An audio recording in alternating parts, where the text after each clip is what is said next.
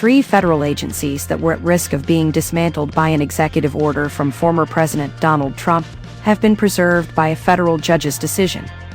U.S. District Judge John McConnell Jr. ruled in favor of a coalition of 21 states, issuing a preliminary injunction to stop Trump's executive order, which aimed to dismantle federal agencies that support libraries, museums, minority businesses, and mediation services.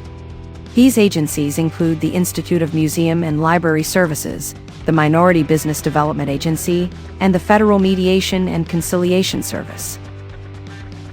The March order also targeted 4 other agencies: the United States Agency for Global Media, the Woodrow Wilson International Center for Scholars at the Smithsonian Institution, the United States Interagency Council on Homelessness, and the Community Development Financial Institutions Fund. In a detailed 49-page memorandum, Judge McConnell stated that Trump's order blatantly disregarded the separation of powers and violated the Administrative Procedure Act due to its arbitrary and capricious execution.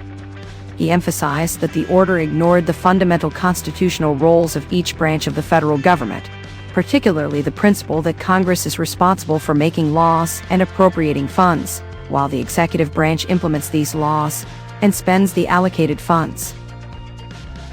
The sweeping order resulted in mass layoffs, grant freezes, and significant reductions in services.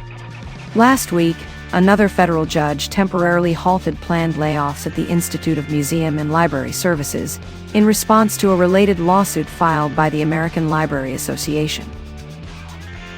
Judge McConnell noted that the states provided compelling evidence demonstrating that the negative impacts of dismantling the Institute of Museum and Library Services, the Minority Business Development Agency, and the Federal Mediation and Conciliation Service were already occurring or were certain to happen.